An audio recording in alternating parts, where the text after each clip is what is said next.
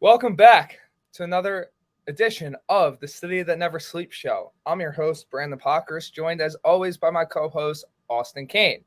Austin, how are we doing today? Doing great. Well, we are dealing with some technical difficulties on Austin's end right now. We're gonna try and get those worked out as soon as possible. But in the meantime, gonna go through another very exciting week of New York sports.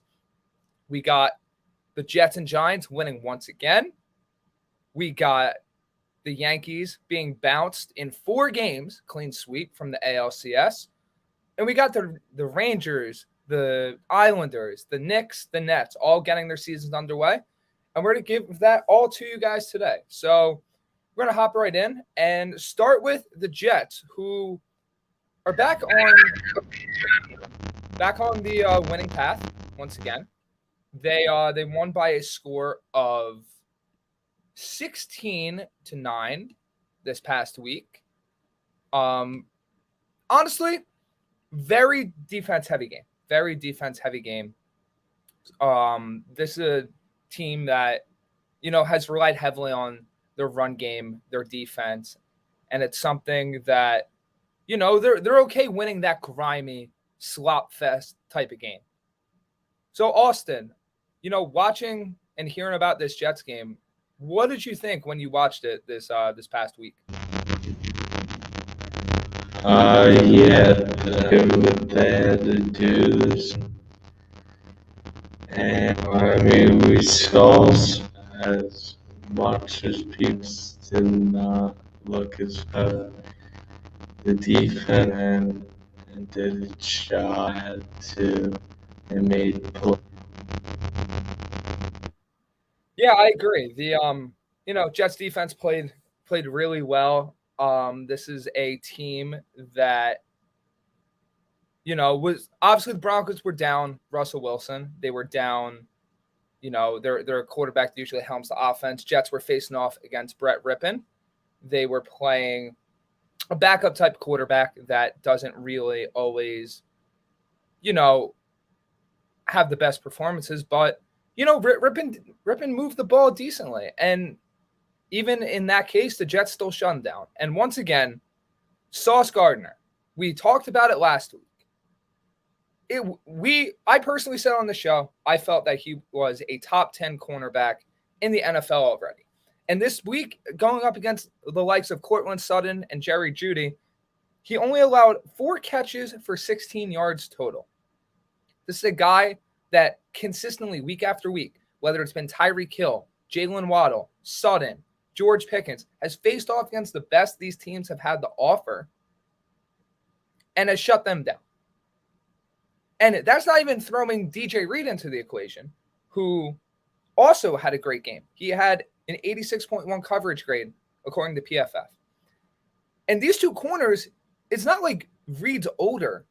Reed's 25, Gardner is 22. This has potential to be the best cornerback duo in the NFL already. That's not even including Michael Carter II in the slot. So, Austin, we talked a little bit about this pre-show. What did you think about the Jets corner duo? And do you think they're already at the level of being considered one of the best in the NFL?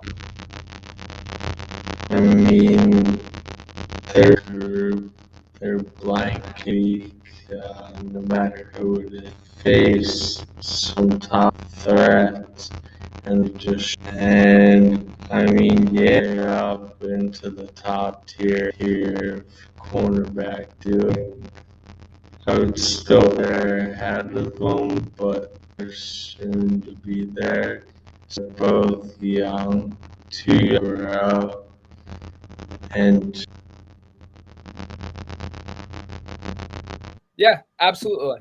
And, looking at not just the corners, but LaMarcus Joyner had another interception. After a really slow start to the year, he is someone that has picked it up. He's played a lot better alongside Jordan Whitehead.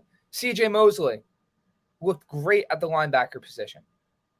Continued to show why he's worth the money the Jets paid him, why he is still one of the better linebackers in the NFL. And that's not to mention the defensive line as well.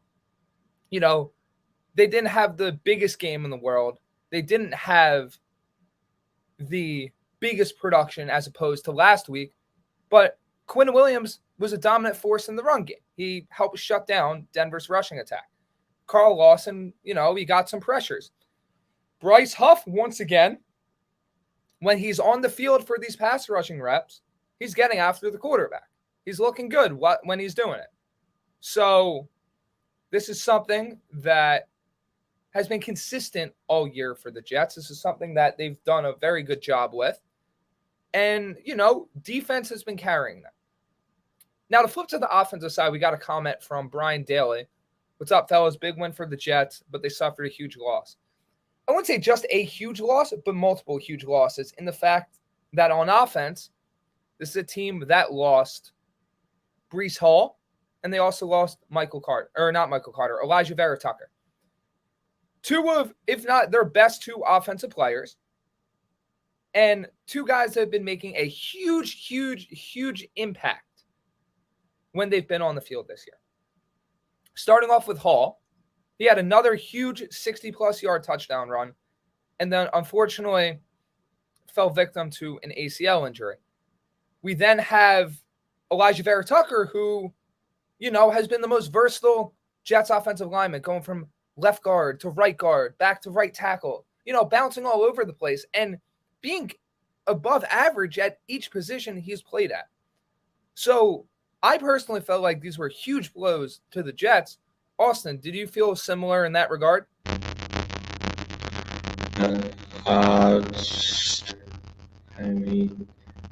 You've heard calling him a weapon, guys, a weapon. They had something with guard to tackle and play both positions very well. And then with Breece Hall, he's been like the lightning effect of this offense. Just breaks out every big run, every big catch. They set them up into really good positions this year, which has allowed them to score touchdowns. And he's been doing a lot of the work. So I'm excited to see how they replace that production for them.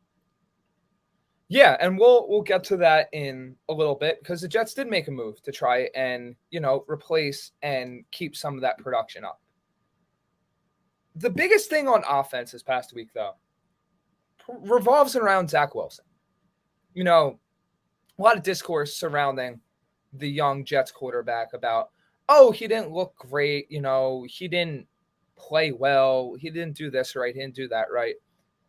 Just looking at the stats from this past week where they won 16-9, Wilson only threw for 121 yards. So once again, it's another game for the quarterback that he's under 200. He also looks skittish in the pocket, just jumping, spinning around, trying to avoid pressure, almost creating turnover-worthy plays that, if they did become turnovers, would have completely flipped the game on its head. My observation was, I didn't think he looked good. I didn't think he had a good game. I thought he was very skittish, wasn't getting the ball out on time. But also remember, and being a bit of a devil's advocate here, the Denver Broncos defense has been legit all season. This is a Denver defense that is the only reason that they've won games. The Denver offense has been non-existent. It's the defense that has kept them in games and has won them games. So, I am by no means out on Zach Wilson. This is a kid that hasn't even really played a full NFL season yet. He's still developing. He's still learning. But there are signs there that you really don't want to see. You really don't want to see him continuously looking skittish in the pocket, looking, rattled under pressure. So I'll toss back to you, Austin. What are your thoughts on Zach Wilson right now? Yeah, you said yourself, like he's almost creating turnover plays that could change the game. We saw one play where it was called back, but he just kind of was getting sacked and threw the ball up, and then the Broncos picked it up, ran it, and came back. He was down, but it's just like plays like that he can't be making, and just bad throws. The offense, like I said before, just did not look very great this this week, 7 out of 13 drives they had with 3 and outs, which is not good. You do not want to see that. You want to see your team moving the ball up and down the field. But he was under a lot of pressure this week. We have to admit that. And like you said, the Broncos defense, they're not a push-away defensive team that offenses are just going to walk all over. They're a good defense. He did enough to put them in position to get the field goals. And, they got the one long running touchdown. So he did enough to win the game. But you do want to see more out of your quarterback who you hope to be here for the next however many years and be your franchise guy. Yeah, exactly. Wilson, he's shown a lot of good signs this year. Namely the fourth quarter / second half of the Steelers game, the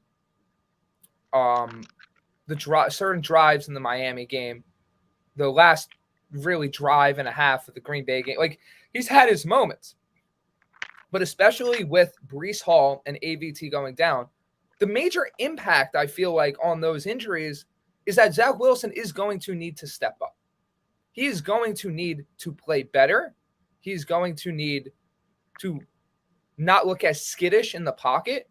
And he's going to have to look more and more like a guy that can take the pressure on his shoulders, that can, lead this football team when the team needs to count on him.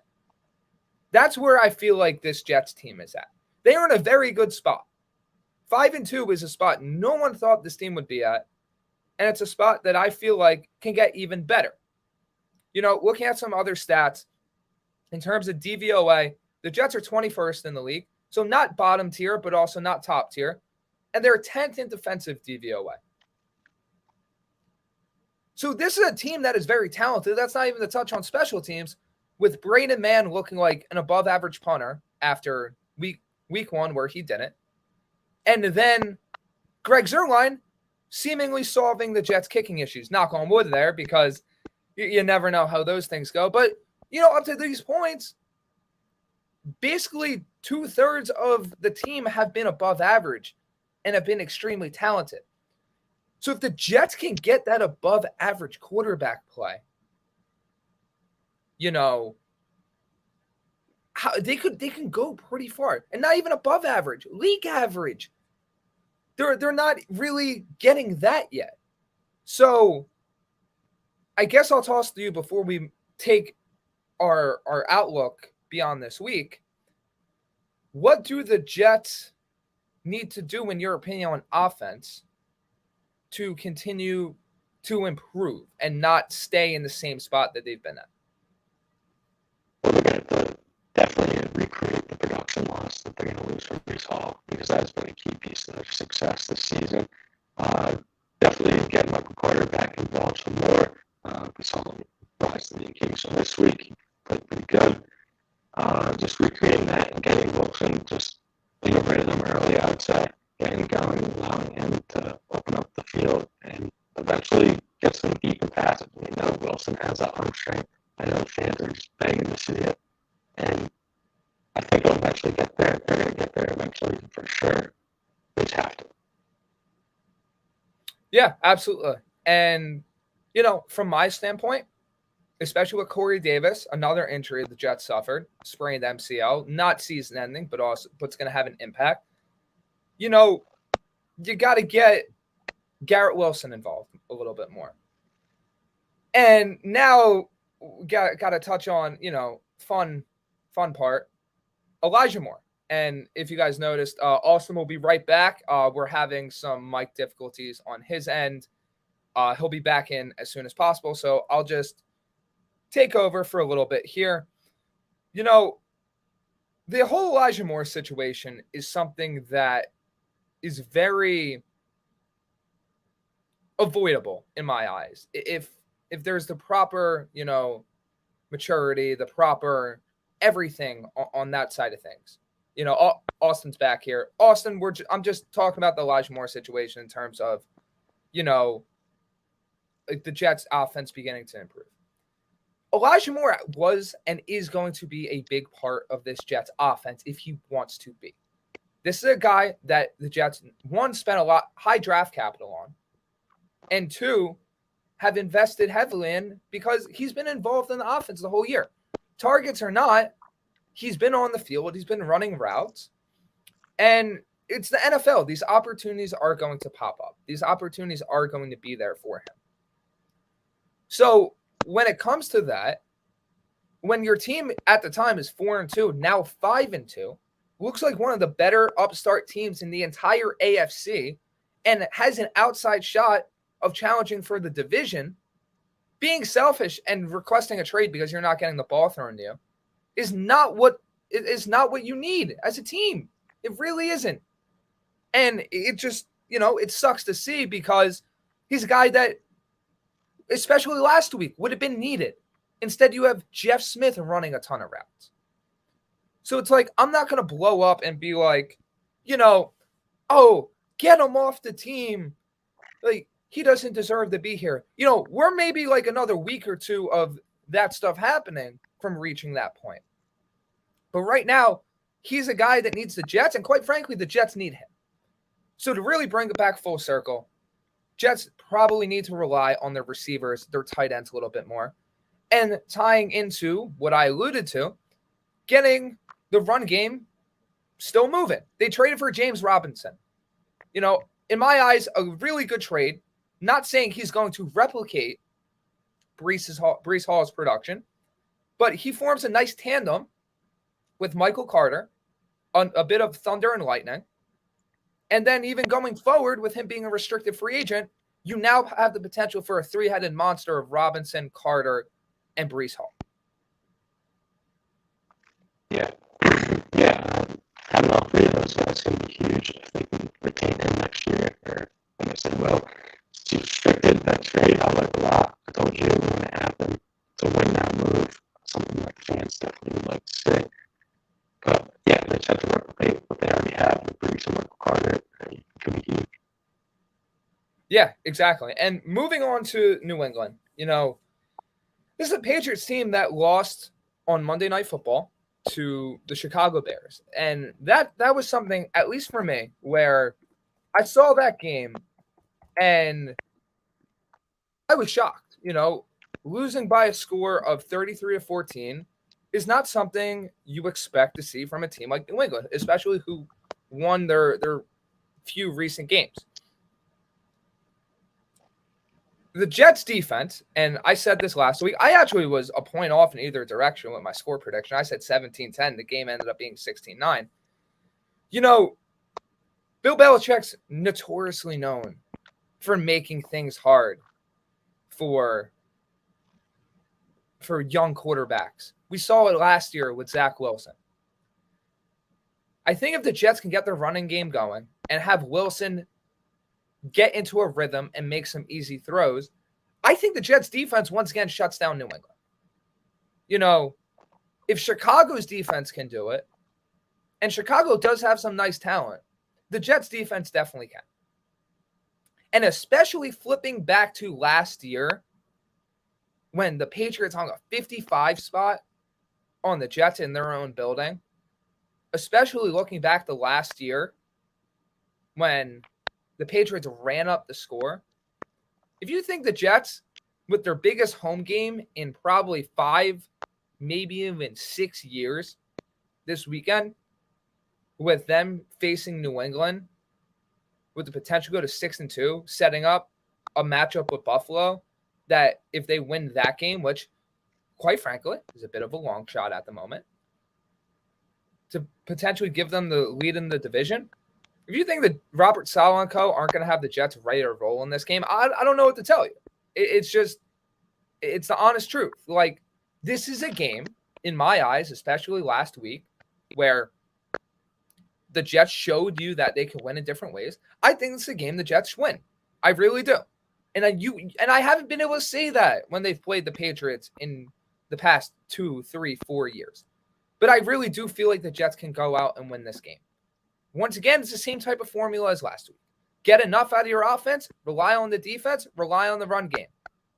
Not as much as you would with Breece Hall because Breece Hall isn't there now, but use that defense to your advantage, take advantage as an offense, and get as many points as you can.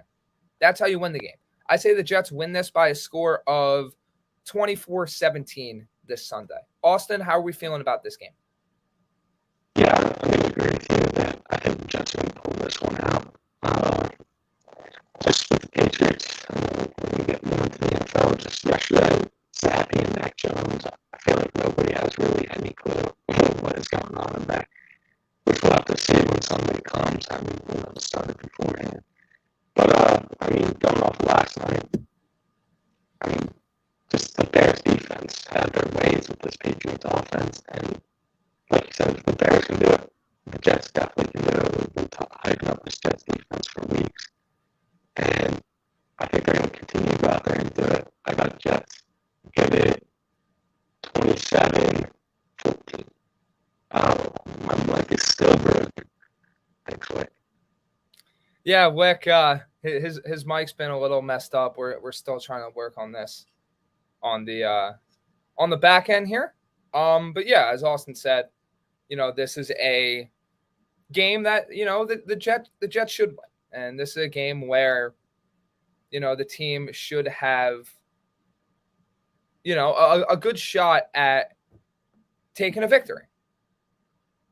Moving on to the next topic of discussion, as you guys can see with the question of the day, the Giants will win over 9 games. Agree or disagree? We got earlier in the show, we got Brian in the chat saying, agree to the poll. Giants playing good ball right now. Hard to see them fall that much apart that they won't win 3 more games.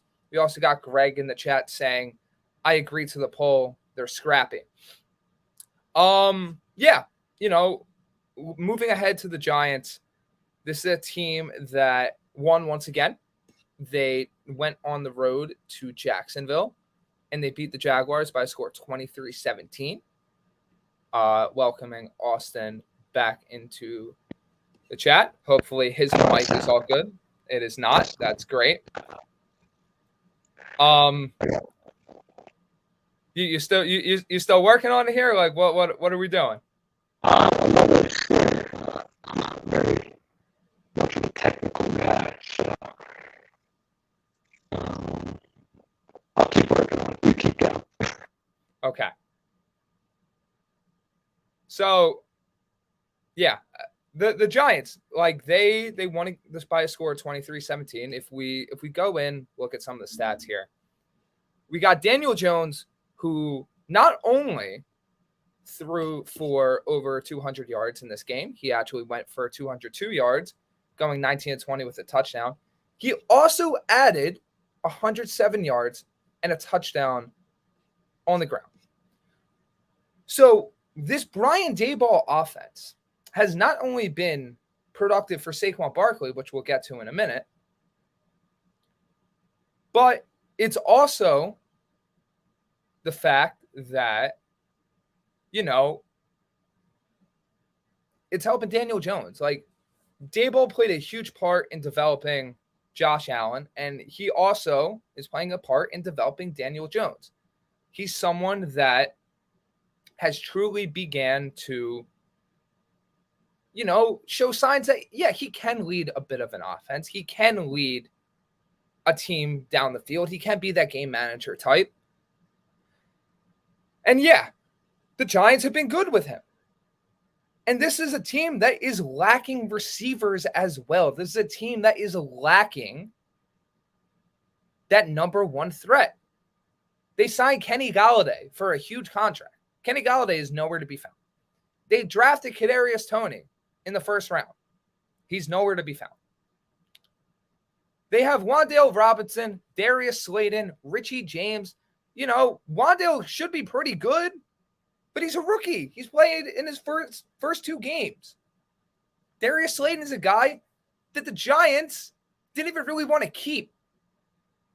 So the fact that Daniel Jones and the Giants are doing this, the fact that they're 6-1, looking at this poll, I really do think that they win over 9 games. Because if we look at their schedule coming up, and this is, I feel like, the most important thing in terms of this question. The next 4 games for this team are the Seahawks, the Texans, and the Lions. Considering the way the Giants have played this year, and considering the way that they've looked in their recent games, they beat Green Bay, and we'll get to Green Bay later in the show. They're maybe not as good as we thought, but they also beat Baltimore. It's a team that they have a shot. They have a shot to go out and win these next 3 games and set themselves up for a chance at competing for the NFC East title. And obviously that's going to be hard. This is a team that after those 3 games, they still have Dallas. They have the Eagles twice. They have the Commanders twice. They still have Minnesota.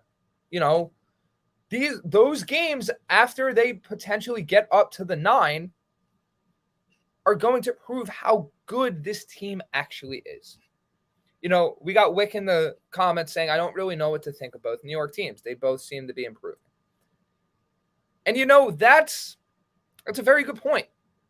6-1, 5-2, both New York teams on the upswing. Do we really know how quote unquote good they are yet? No. But we know that they both are for real. They both have talent. They're both being coached well. And I feel like that's the most important thing. These teams are on the upswing. As New York sports fans, you're finally not dealing with the basement-dwelling football teams. You're not dealing with, hey, let's fire up the mock drafts to see what quarterback we're drafting at number 2 or number 1 overall this year, after we did that 2 years ago. It's very good news. It's very good news for the Giants, the Jets, and just New York football in general. Look, and shifting to the next part of the conversation, Saquon Barkley. If it wasn't obvious enough, he's very similar to how Breece Hall was, the engine that powers the Giants' offense. He's the guy that the entire offense runs through. In this past game against Jacksonville, Barkley had 110 yards on the ground while also adding 25 receiving yards. He does it all. He's the guy that they rely on to take the pressure off of Jones. And, we've seen a Giants offense without Barkley. It's not as explosive. It's not as talented. And the fact that they can rely on him to carry the rock as much as they have, the fact they can rely on him in the passing game, take attention away from other players. It's so important that they're able to do that.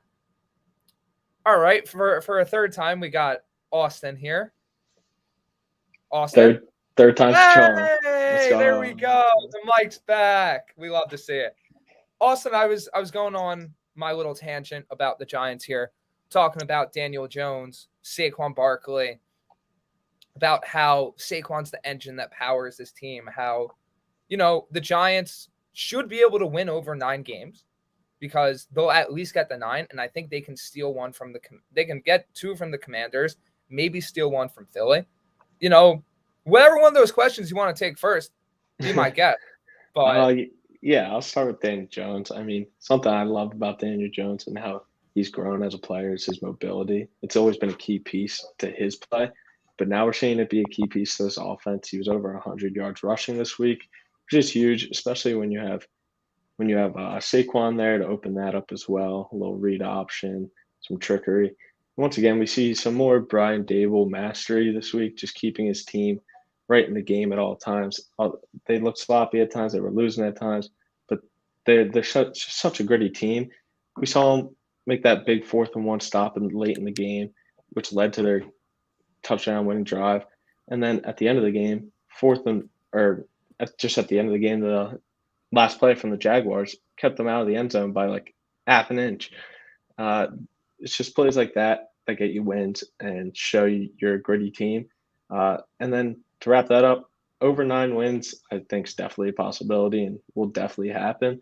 They're already at 6. They have Seattle, Texans, and the Lions coming up. Those are 3 games. They could be at 9 wins right after those 3.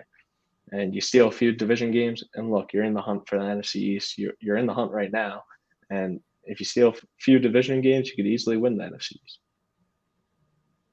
Yeah, and I feel like, we talk about the Giants offense, Brian Daboll, Daniel Jones, Saquon Barkley, even Wan'Dale Robinson starting to pop.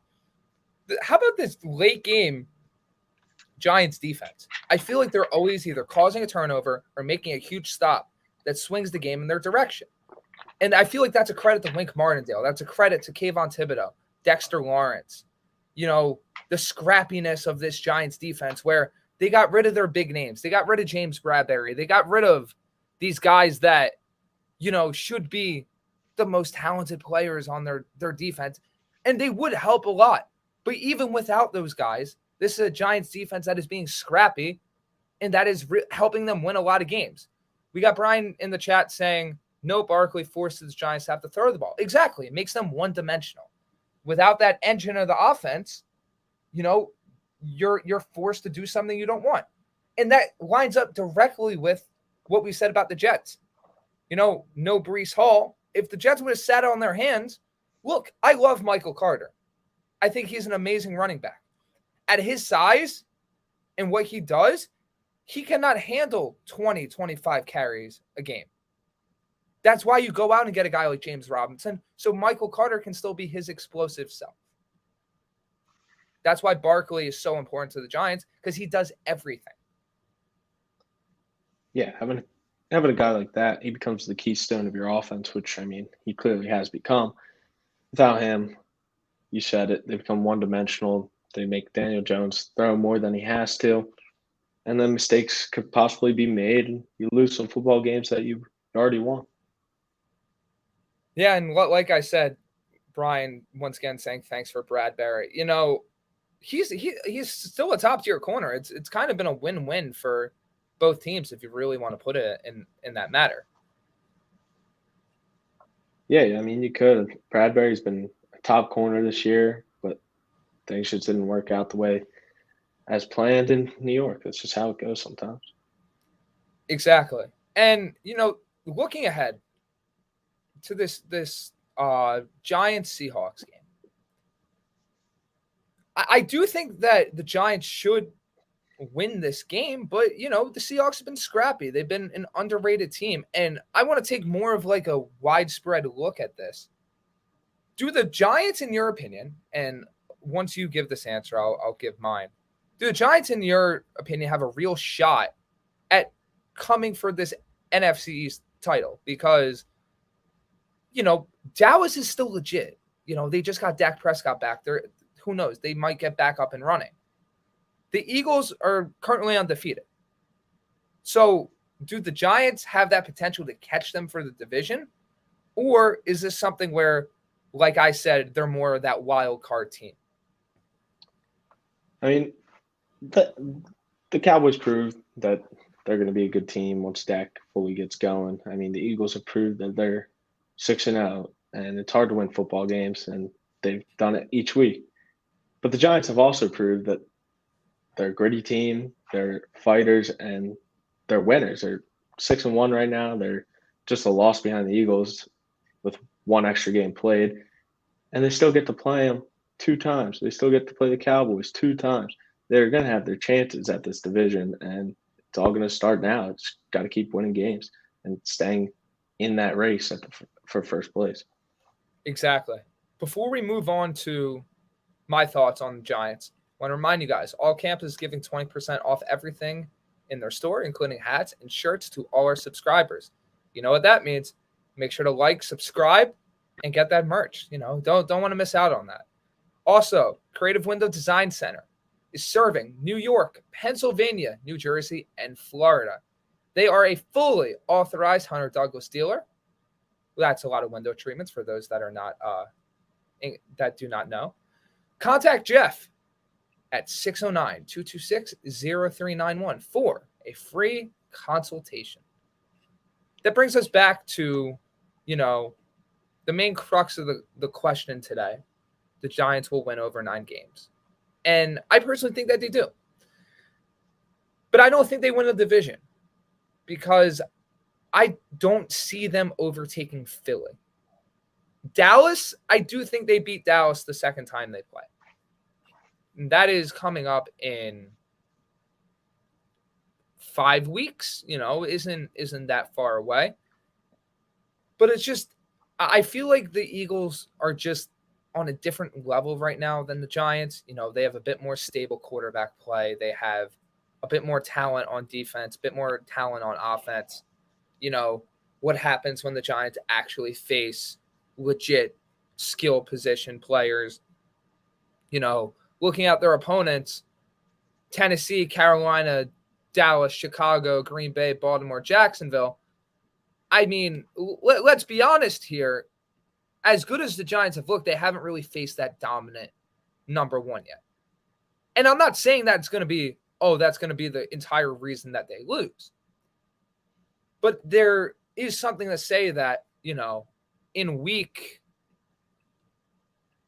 12, when they're back facing Dallas, can they shut down CeeDee Lamb? In week 14, when they're facing A.J. Brown and Devontae Smith, can they shut them down? Terry McLaurin, Amon-Ra St. Brown, Justin Jefferson. These are teams that have legit number ones. And could that be an Achilles heel that maybe pops up? Sure, but I don't think that cripples the Giants against most opponents. But against that team they're trying to catch in the division, the Philadelphia Eagles, that is something that is going to be key. That's something that would be key and important, and I personally don't think they overcome that. I think this Giants team is like a 12-5 type team that ends up winning the first wild card or the second wild card because of the type of schedule that they have and the fact that they can't catch the Eagles. That's where I fall with this Giants team. Yeah, I'd hate to take the same answer as you, but I'm going to have to agree. I don't see him catching the Eagles. I mean, they could definitely be within a few games, 1-3. It's just they're going to have to beat them twice probably to win this division, which I don't really see happening.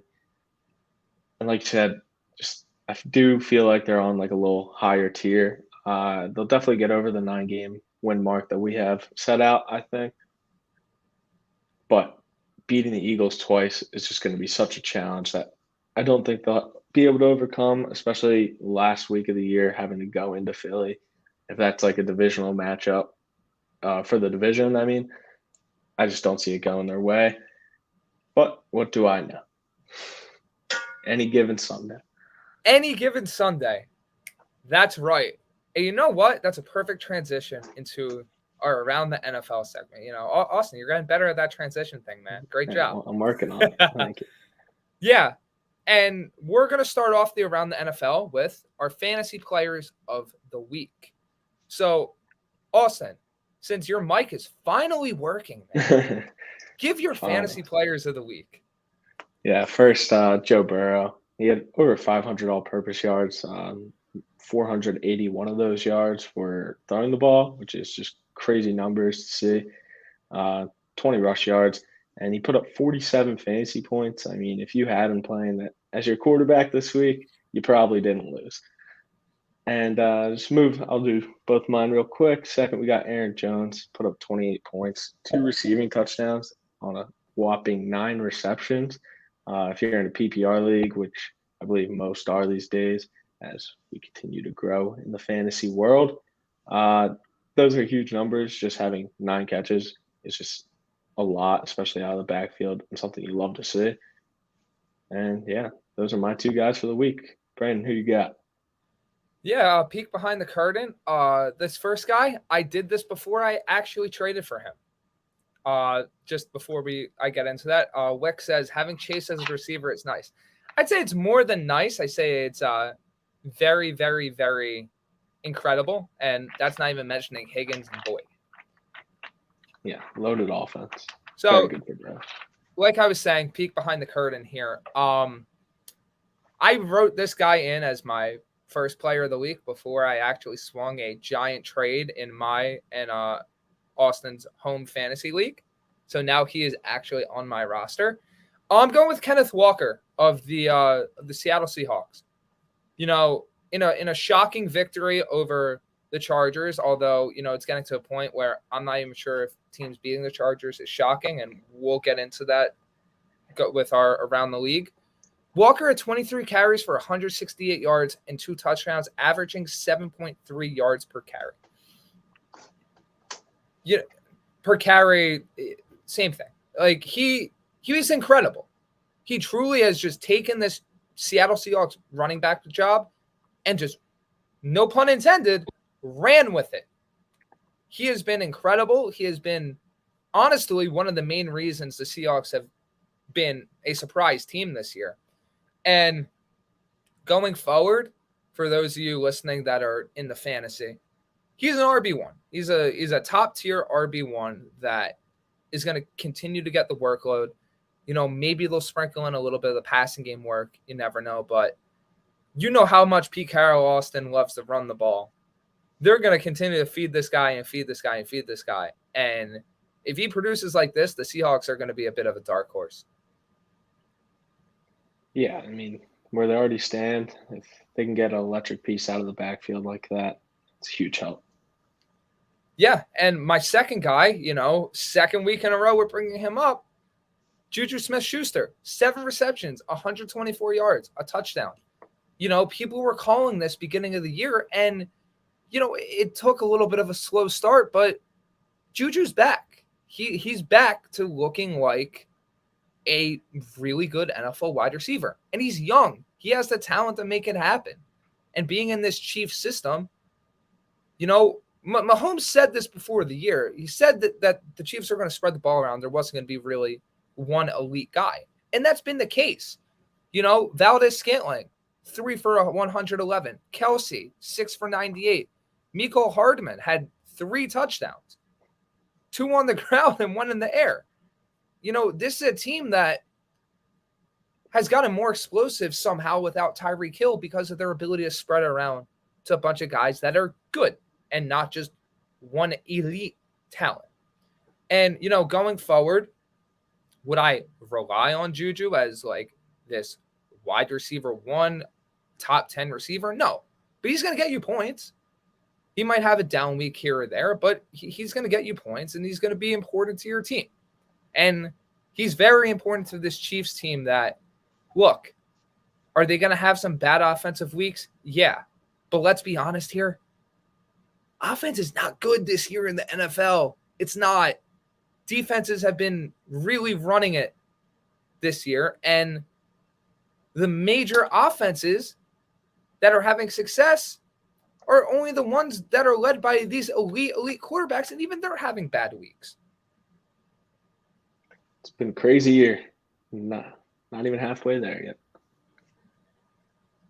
Yeah, it's insane. So we're going to follow the same format of our Around the NFL stuff that we did last week. So, we had some hot takes. We're going to talk about those, but Austin, do you want to start there for or around the NFL stuff, or do you want to pick a different game? Yeah, let's start with what we got right. Okay. Let's do it. Yeah, that first game, the Washington Commanders defeated the Green Bay Packers. If I had a button right next to me, I'd be hitting it. And if that button said panic, that's what I want it to be for Green Bay. Because, goodness gracious, man, I do not know what is going on. I could not tell you what is going on.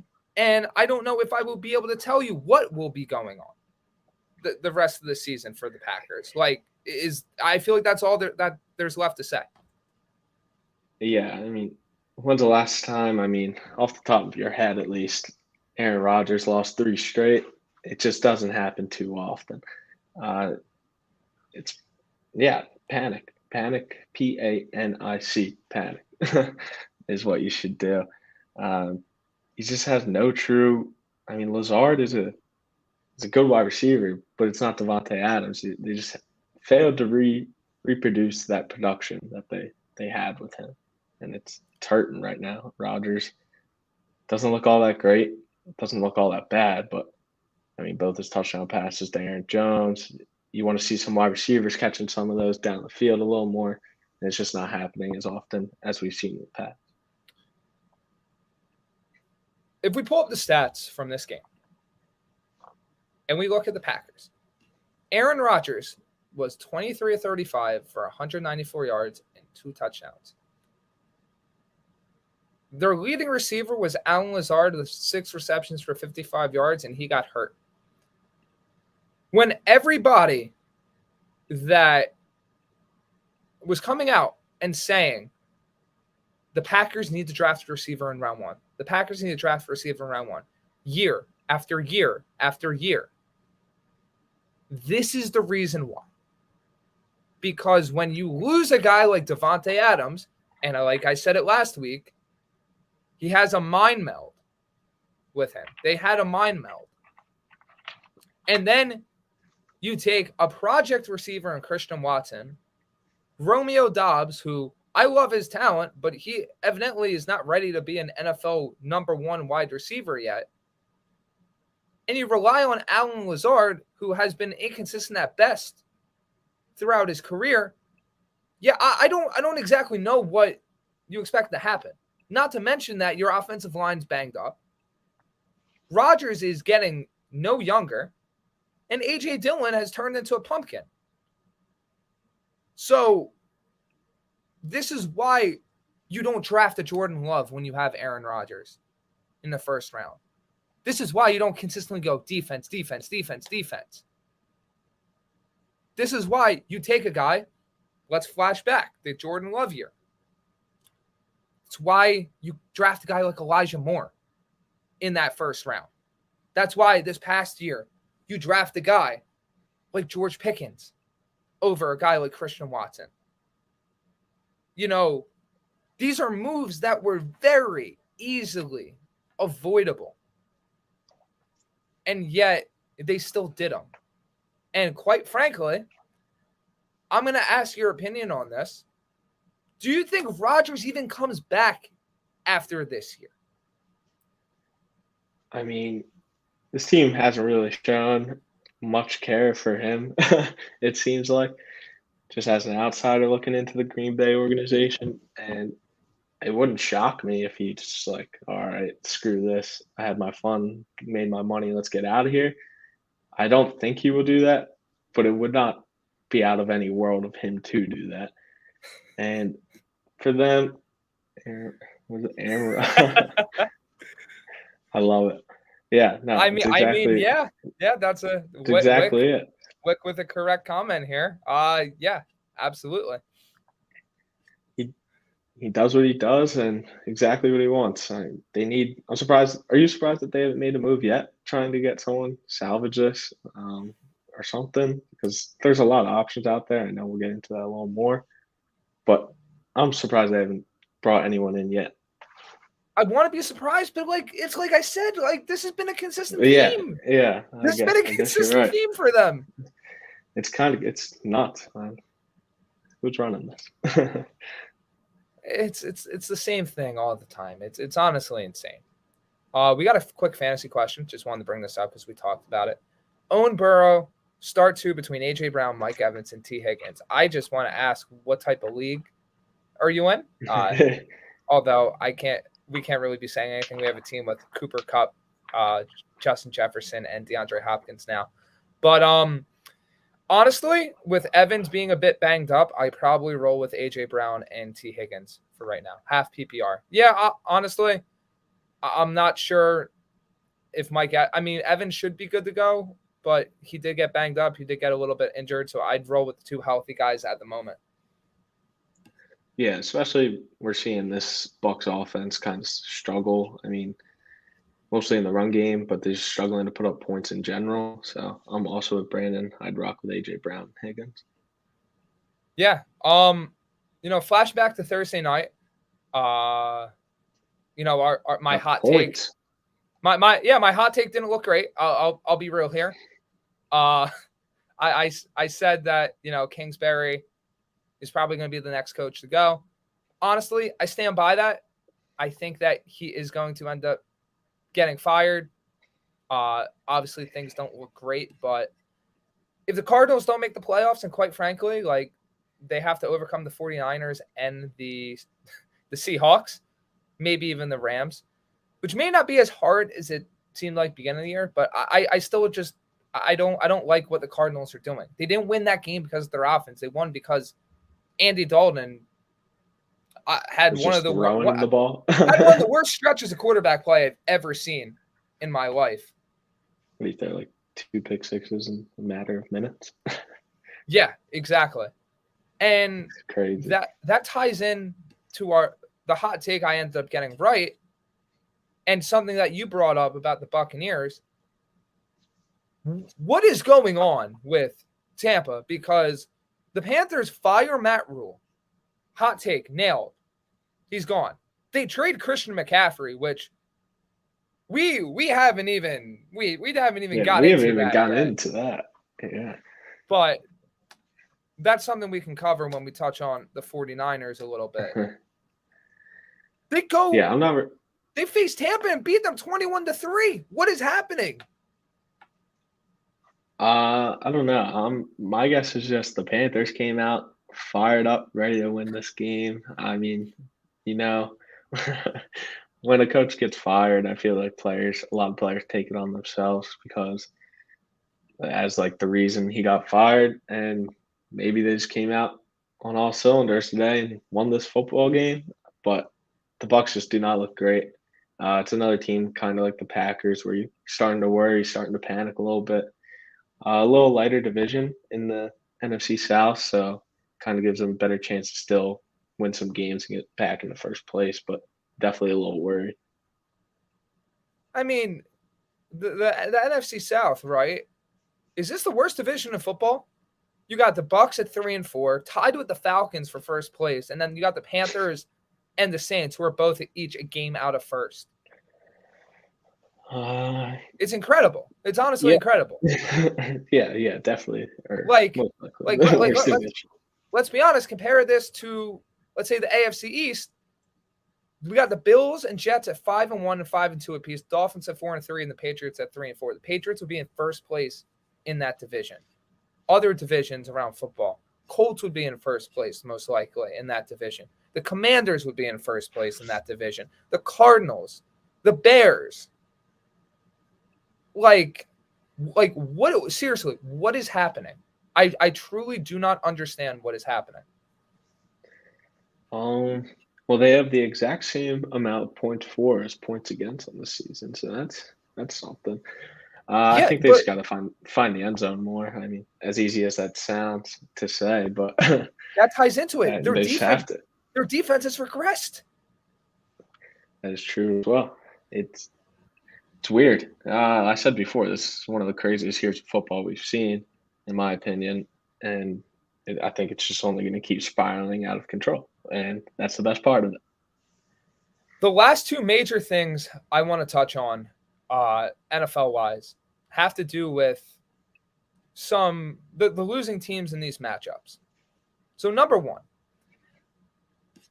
I think this is not a hot take just yet, but it's going to be simmering, and I want to see what happens over the next few weeks. I think Dan Campbell and his staff could be in trouble in Detroit. And I could be wrong, but, despite everyone loving Campbell, you got to win games in the NFL. Flash you back to week 1 where, the Jets got the brakes beat off of them by Baltimore. Everyone was ready to talk about how if this keeps happening, are the Jets going to fire Robert Saleh? And the Jets and Lions are in two very different situations, but at the same time, they are on that same path. Both these coaching staffs were hired at the same point in time. You need to see wins sooner rather than later.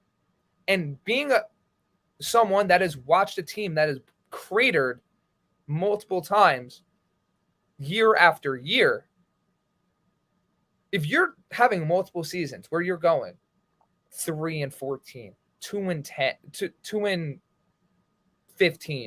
2-15, these types of records where you're not winning games, it doesn't matter how charismatic you are, unfortunately, how good of a quote-unquote coach you are. If you don't win games, you're going to lose your job. It's a result-oriented business for better and for worse. And looking at this past week, Cowboys beat them 24-6. Dak threw for 270 yards and a touchdown. Jared Goff, 2 picks, no touchdowns. The running game wasn't really there. The Lions did have hurt weapons, but at the end of the day, excuses do become excuses. And this is really my hot take for the longer half of the year. I have the Kingsbury one in the next 4 weeks. I think the Campbell one could happen by the end of the season if the Lions don't start getting results. And I'm not 100% sold on that. But it's just like, when you are the sole worst team in football, and if we look at the standings, once again, the only teams that are even close to them at the moment are the Saints, the Panthers. Austin, you're not going to like the next team I say. The Steelers, the Browns, and the Texans. The Texans only have a better record because they have the tie. Yeah, I mean, I'm going to add on to that with another coach because I am sick of the Denver Broncos. I thought you were going to say Colts because we got Z-Money. Him too. Let's just keep at it. We got Z-Money in the chat. Why does Pittman Jr. bring so much pain? I really don't know. I expect them to have a great year this year. I don't understand where the inconsistencies have come, and maybe that ties into Matt Ryan more than some will be letting on, although he's had the Joe Flacco type where he's just throwing the ball 50 times per week. So, I don't know. Season, baby. Ellinger's going to save Pittman Z-Money. Trust. But getting back to what I was saying, I am sick of watching the Broncos play football. It's just like, what are they doing? We've said it every week. This Jets defense is just getting better and better, especially the secondary. And they come out with Ripien and throw 46 times. It's just mind-blowing. It's been bad coaching after bad coaching after bad coaching. So my hot take I want to add on to yours, Nathaniel Hackett, get him out of here. Long gone. Let's see. So you're on the same page with that one. So I have Campbell, you have Hackett for the end of the year. Hackett, yeah. Okay. Yeah. Cam, we got your question. Yeah, just send it in the chat whenever you throw want. It in. We'll answer anything. And my last NFL specific hot take from this past week. And this might get an illicit reaction. I'm not sure. The Patriots are going to ruin Mac Jones if he hasn't been ruined already. I'm sorry. And this might sound like, you're not open to change. You can't run a 2-quarterback system in the NFL. I'm sorry. It doesn't work. And for a guy that you anointed as the starter, for a guy that you had as your first round pick, to bench him on prime time against the Bears? And look, his final stat line, he was 3 of 6 for 13 yards and an interception. He had 2 drops. Exactly. 2 drops. And I understand Zappe threw 2 touchdowns. The guys were wide open. He then turned back into a pumpkin and had 2 picks. So now when you go back to start Mac, whose confidence is probably shot because, let's be real, quarterback is the most confidence-driven position in all of sports, if not just football. And look, I'm not trying to be a homer or anything like this here. How do you expect to just now throw Mac Jones back in the fire in a, let's face it, hostile MetLife environment? That is a sentence I never thought I'd say in my life. For a team that is having their best season in about 5 or 6 years, with an opportunity to beat the Patriots for the first time in 5 or 6 years after they got beaten by 40+ points last year. What? You're gonna kill him. You're gonna ruin his career. So what are you gonna do? Yeah. Yank Mac at at the first sign of danger and put Zappe in that same situation? It's just like, look, for all of Belichick's greatness, him handing this offense to Patricia and Joe Judge, it's just like, it gives me a headache. It's so bad. Yeah, I know. At the start of last night's game, Justin Fields looked pretty good, and then Mac Jones hit his first few passes, and I was like, all right, I'm coming on tomorrow. I'm talking about at least one of these quarterbacks, and then it kind of all just fell apart right after that. I don't get what Belichick's doing there, and then he won't even come out and clearly say if Mac Jones was hurt or not. His interview, his press conference today was very confusing, a bunch of mixed words and not really a clear answer. And like you said, it just crushes the quarterback's confidence getting pulled for the backup. And then he took it like a professional, though. He was on the sidelines ready, high-fiving after the first touchdown pass. I mean, he did what he had to do as a backup, but just a bad move in my opinion. Yeah, I saw the Supreme Dreams, what do you call it? The video about how the backup, the quarterback reacts when the backup starts doing well. I found that very funny. It was so funny. And the minute I watched that video, everything went downhill. But before we move on to baseball and wrap up our NFL discussion, I want to remind you guys that All Campus is giving 20% off everything in their store, including hats, shirts to all their subscribers. So make sure to get in on that. Subscribe, share with your friends, get them involved. We're having fun over here. So we're having a blast. We're going to keep having a blast. So make sure to spread the word about it. Also, Creative Window Design Center is serving New York, Pennsylvania, New Jersey, and Florida. We're a fully authorized Hunter Douglas dealer. Contact Jeff at 609-226-0391 for a free consultation. All right.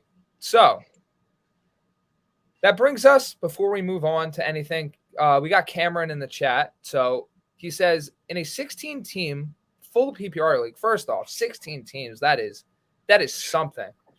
Current running backs are CMC, Saquon, Kareem Hunt, Hines, Madison, and was stashing Elijah Mitchell. Since CMC's trade, it looks like I've got 3 handcuffed running backs on my roster. Is Elijah Mitchell even worth hanging on to now? Most of my starters are on bye week 9. I have to fire up Hines and Madison RB1 and 2. I'm short a wide receiver 2 and flex spot as well. I got claims open to drop Mitchell and a second defense I picked up for week 8. Current pending claims are, and this continues, Raiders defense dropped, pick up Robbie Anderson. That's his first one.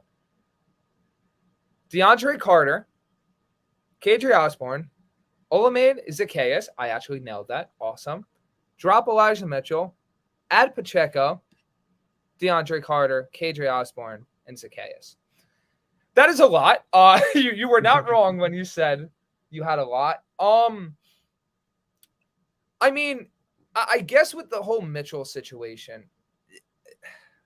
it's so tough because, McCaffrey obviously has the injury history and all of that. But it's like, even if he went down, does Jeff Wilson stay involved? Does Mitchell take back over the role if McCaffrey got hurt? I guess I'd say, especially in your case, Cam, I would get rid of Mitchell only if I knew I was getting value that I feel like is better than his.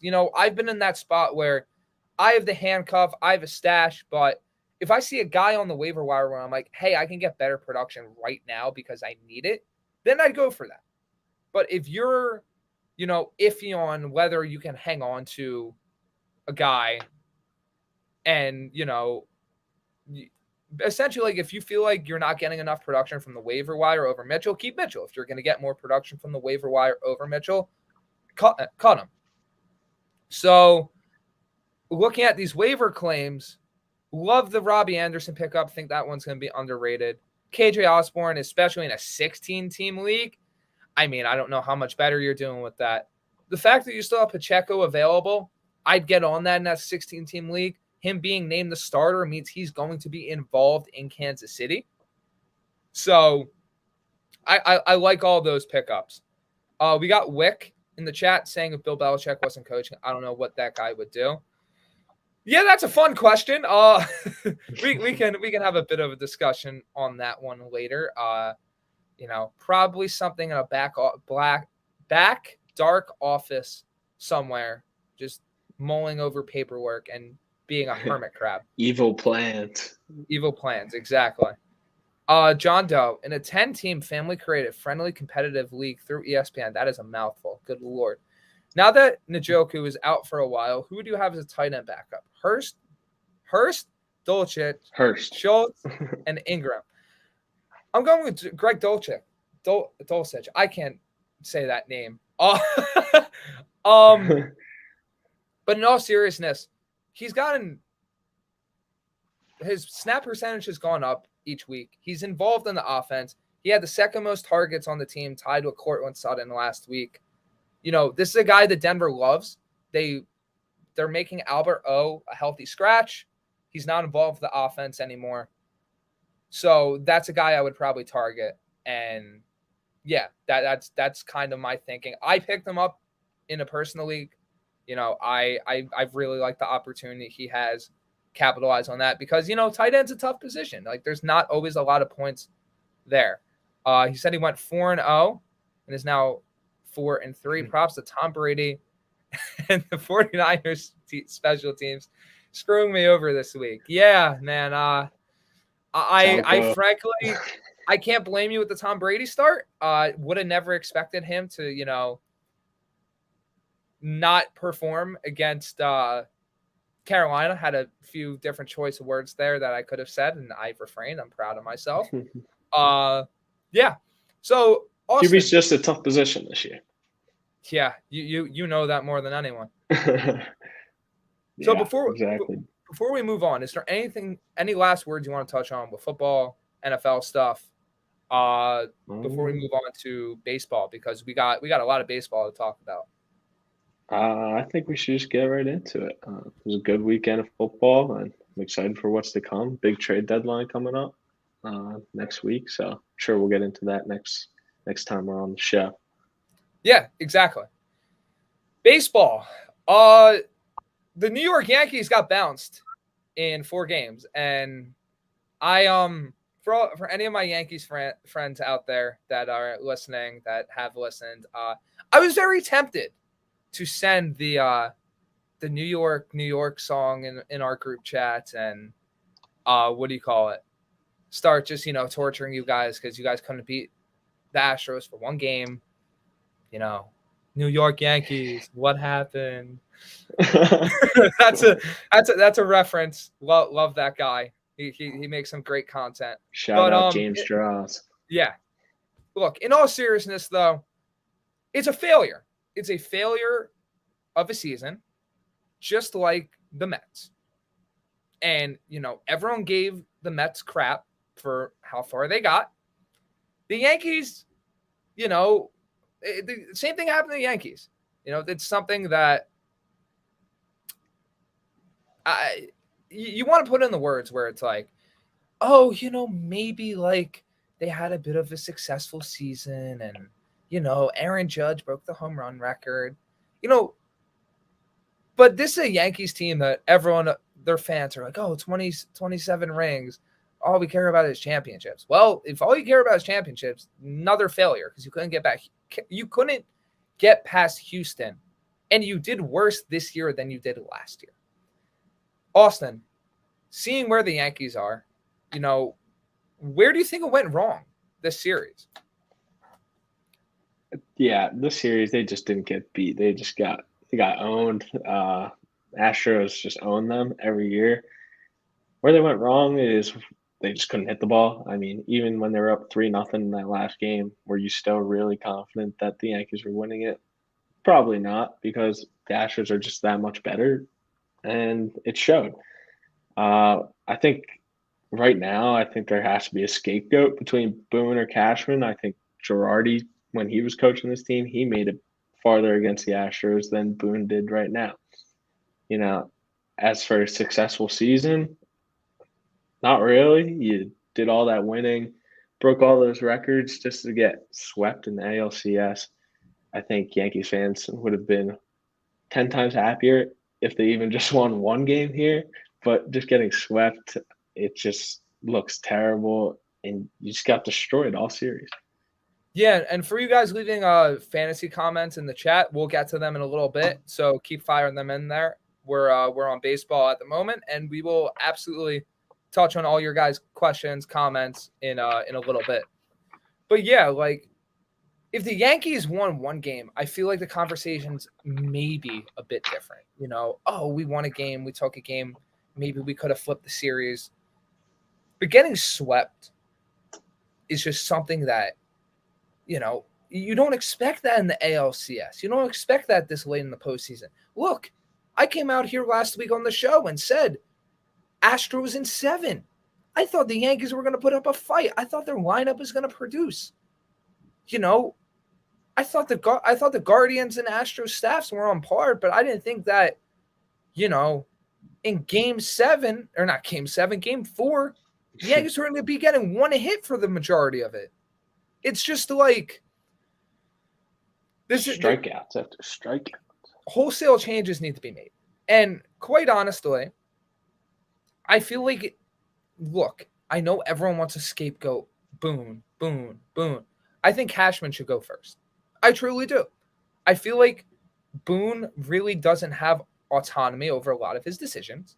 I feel like he's a guy that isn't really, you know, fully quote unquote in charge of all the lineups. And we're never going to know because in baseball, especially the modern age of baseball, you really don't know what input the manager has, what input the analytics staff has, X, Y, Z. It's all over the place.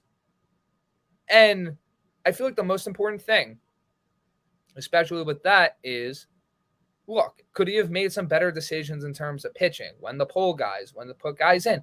Absolutely. And I'm not saying Boone is remiss of blame. But at the end of the day, he's not the one building the roster. He's not the one that's in charge of going out and getting the certain guys. That is in charge of paying certain players. Let's not forget that the Yankees could have gone after Carlos Correa. They could have gone after Corey Seager. They could have gone after all these big name shortstops. Austin, what did they settle with at shortstop this season? Peraza? No, IKF. That dude tanked. Him too. Multiple games for them this season, especially down the stretch. You go, look, I'm not going to sugarcoat it. It was a Mets type move. You went basement hunting for shortstop. You can't do that. It's one of the most important positions in baseball. Yeah. Nonetheless, for a guy whose main position isn't even shortstop. Yeah, no, that makes it worse. If you're going to do that, do it at second base. But just these guys, like who they have so much money tied up in, especially Josh Johnson, just not to show up at the plate this series at all, just hurts to see if you're a Yankees fan. And I think what hurts the most is seeing Judge make the final out to end the sweep. I mean, it just recaps, it closes the story to the season. Just it's such a heartbreaking fashion. And I think for anyone that's not a Yankees fan, you kind of enjoy to see it if it was anyone else but the Astros. Honestly, man, I'm beyond the point of caring about the Astros. Like, look, it was 2017. Guess what? They cheated. They did well. They stopped cheating, and they're still going back to the ALCS and World Series every year. Look, it's not going to get this week. It's not going to get a good reaction. We got to get over it, guys. We got to get over the cheating. It's been years. They're still dominating. They're just a good organization, unfortunately. It's just facts at this point.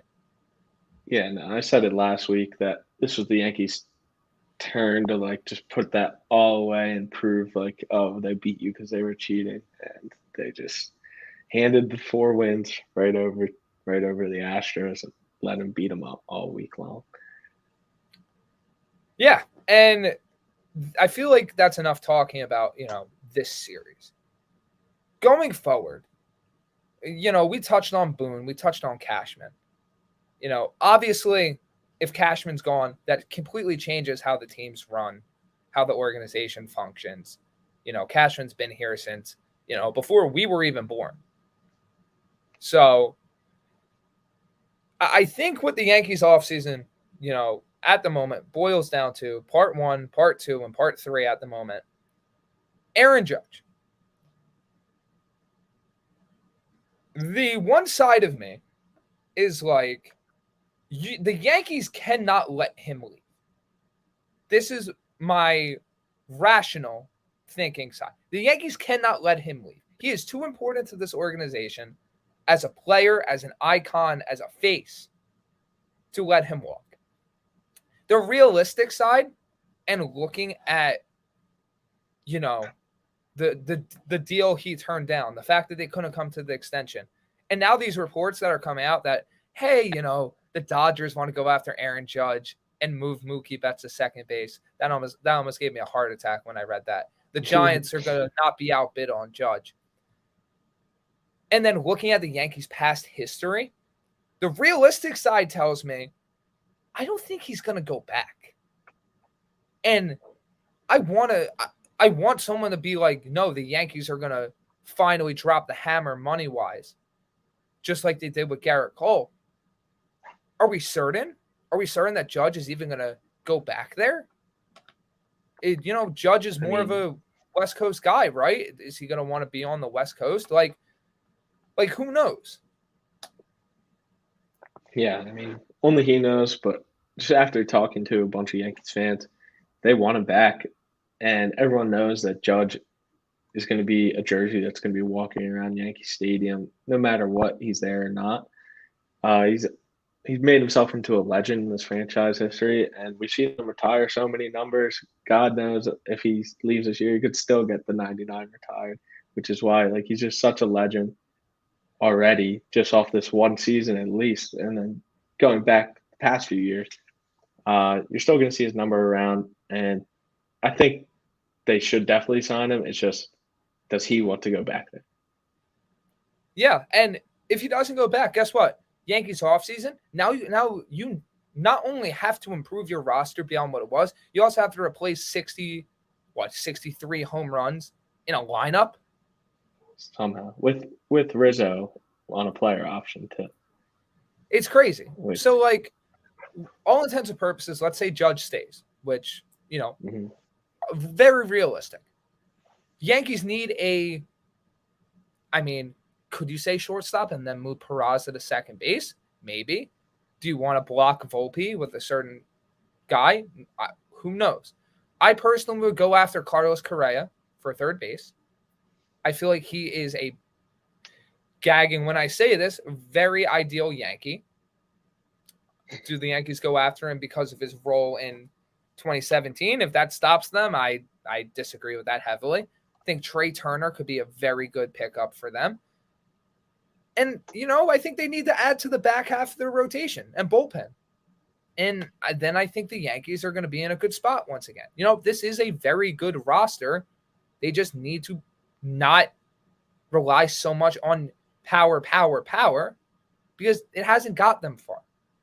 It's gotten them bounced every single year. Yeah, it's pretty interesting when you try and formulate a lineup in your head next year and what they should do, because they have so much, I feel to do. Bring Judge back is obviously the main thing. And do you go get the shortstop or do you not go get the shortstop? I feel like that's the main piece of this offseason where they're going to have to decide, because I feel like they need to lock down that closer position. A guy obviously like Edwin Diaz could be available to their disposal. Who knows? Brandon, I know you wouldn't be too happy about that. And then I think someone they need to get is just anyone who can go play consistent left field.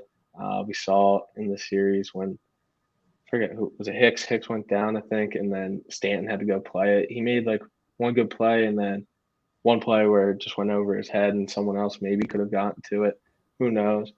But it was his first game playing there since July. So you just need someone who can lock down that corner of the outfield and hit as well. Yeah. And, I feel like we're very far out from the offseason to really give like a full like rundown breakdown. But like the Yankees at the end of the day, they have to make improvements. They have to really improve this roster to a point where they're able to, have a bit more lineup diversity, not just be hit or miss, home run or strikeout. Have that guy like Trey Turner to maybe get on base. Develop a guy like Peraza to really be that type of guy as well. And at the end of the day, though, unless the Yankees make some insane move, I really don't see how they're getting past the Astros. Especially with the fact that there's a decent possibility they lose Aaron Judge. I don't see how they're making it back here next year. And look, so many things can change, but at this very juncture, I don't see it happening. Judge to Houston. No. I'm just kidding. Absolutely not. Yankees fans would rage. Yeah, they would. I think they would rage if he went to LA either. And that's a realistic possibility. Yeah, if he's not on the Yankees, I want to see him in Seattle. But that's all I got on the Yanks. Fair enough. You want me to walk out this door while we go over baseball? Yeah, I mean, if you want, we got a big World Series starting this weekend. You're not excited for it? Just go. Just start. This Friday night, Philly's heading down to Houston, where this whole playoff thing started. We did what we did versus the Padres. They came to Philly and they didn't walk out too happy. Most electric place in baseball during the playoffs. I mean, I don't think any free agent, any fan, or anything can see that and be like, I do not want to be there, right? Everyone wants to be there, I feel like. And just going into the series, the Astros are a scary team. We got word today Nola's going to be pitching game 1 versus what I assume would be Justin Verlander and Framber Wheeler. Phillies have to do what they've done in each series so far, is steal a game on the road. They need to win one of the first 2 games and bring it home 1-1 for 3 in Philly. And if they do that, I mean, I think they have a good chance of winning if they can do that. Going down 0-2, I don't know. You can't let the Astros take way too much control in this series because we've seen what they could do with that. And let's just talk about it. Bryce Harper, he's, to me, the best player in baseball, but that's could be super biased. If you went to me in early July, like if the future version of me came to my past version in July and told me the Phillies are going to be the National League representative in the World Series, I would have looked at you and probably laughed at you until I was blue in the face. But that's the amazing part of postseason baseball. Like, look, we can joke. I can joke about, don't want to talk about the Phillies. In all honesty, they got hot at the right time. They beat all the teams that they weren't supposed to, and they did it. And Austin, I don't know if you're that far off with that statement. He's been the best player in this postseason. I can tell you that for a fact. The most clutch, No doubt. and the best. And the second most clutch guy is also on his team, and Reese Hoskins. So yeah, as much hate Reese has been getting, even by our own fans, he's getting booed left and right at intros. Sometimes, like, you make a bad play in the field, but he's like one of our homegrown guys, him and Nola, and just seeing him have this playoff success, just hitting bombs left and right, it's awesome. Yeah, and I mean, did I pick San Diego or Philly? I have it right here. Brandon, you had Padres in 7. I figured I did have Padres in 7. Yeah, that didn't work out so well. Man, had the Astros.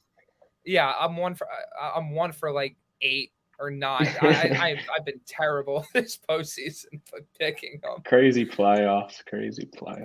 Yeah, but in all honesty, looking forward to that World Series matchup. I don't think it's going to be like, the Astros are going to run the Phillies off the field. No, I think this goes 6. I'm going to go with Astros in 6.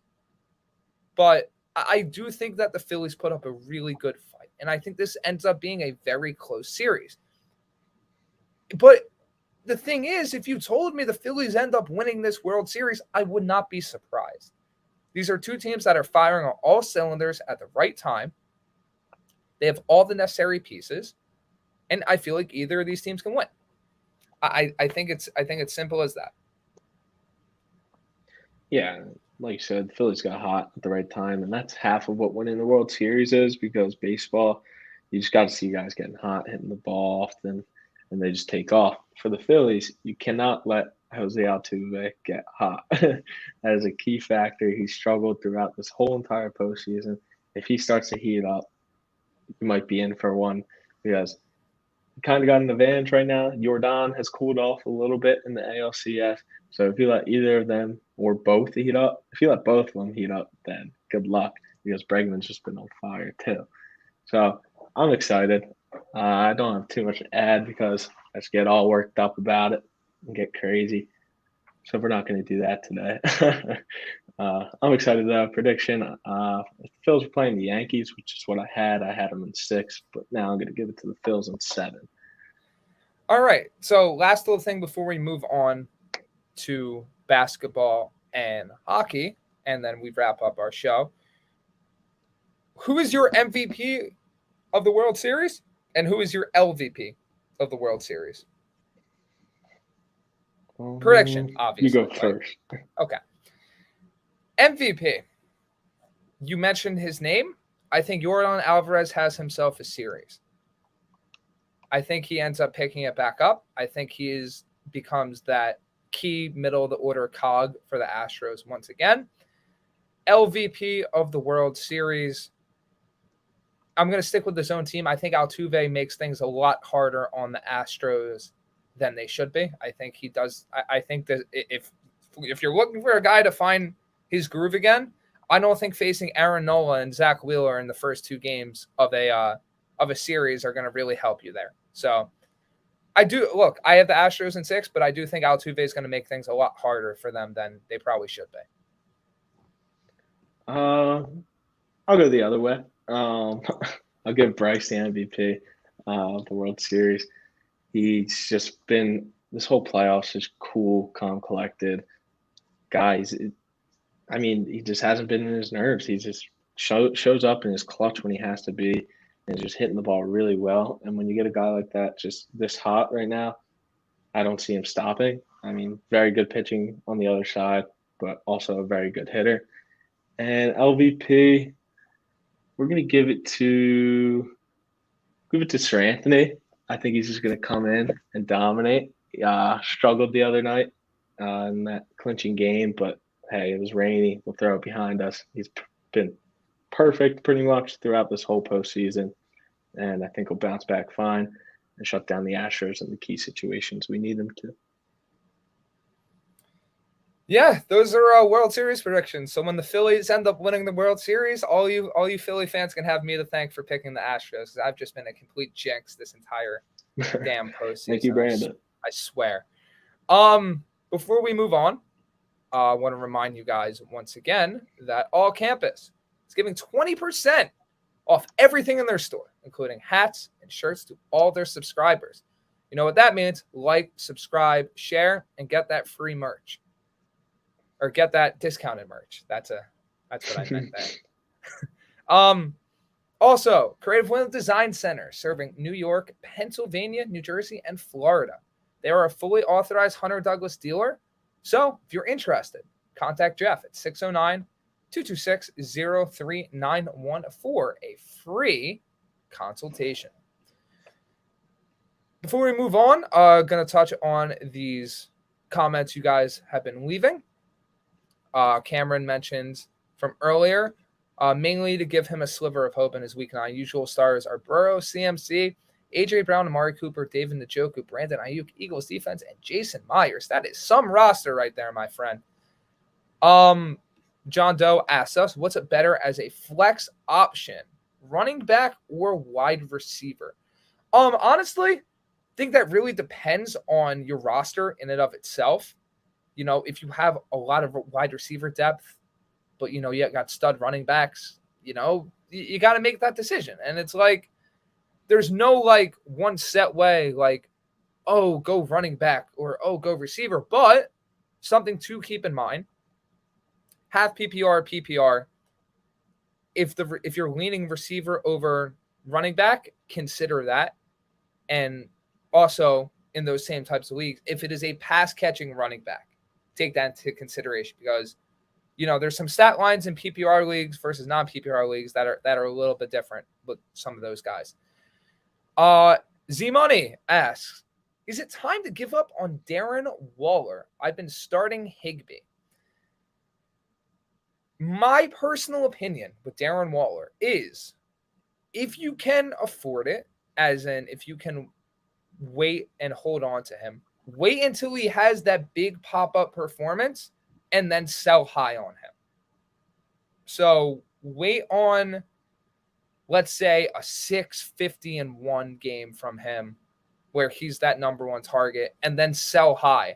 Because I think Higbee's good enough at a tight end where if you can get a nice running back and some change for Waller, or a nice receiver and some change for Waller, I feel like you got to do it. Yeah, Z Money, you're talking to the guy that still has Kyle Pitts on his team. So honestly, this year, what is it, like 3, 4, not even consistent tight ends? We just saw Mark Andrews get pretty much shut out the other day.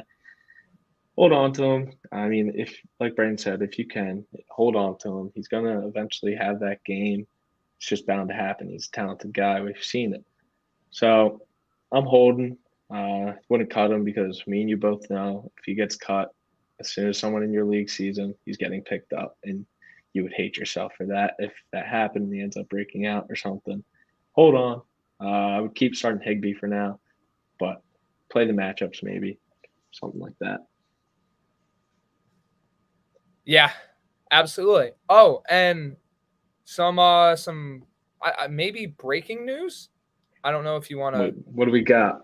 Like this. According to SNY, Cashman and Boone expected to return to the Yankees. Wow! Right after the Yankees.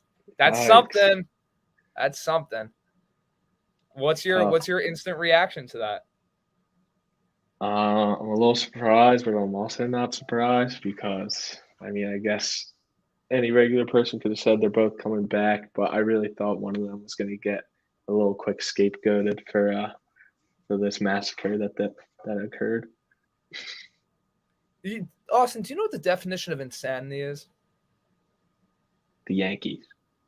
Doing the same thing over and over again and expecting different results. That's my analysis on this situation. Moving on to the next question. We got Cedric. Who do I start between Kenneth Walker, Hopkins, Lamb, and A.J. Brown? Two wide receivers and one flex.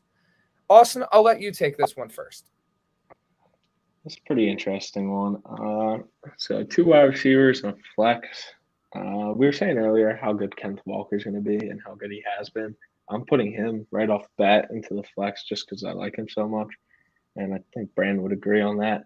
And then with the wide receivers, Hopkins, Lamb, A.J. Brown, I'm going Hopkins and A.J. Brown. We saw Hopkins. He just got like 10 catches the other night. He's Kyler's guy. He's going to be his number one and the guy that helps this offense become what it could be.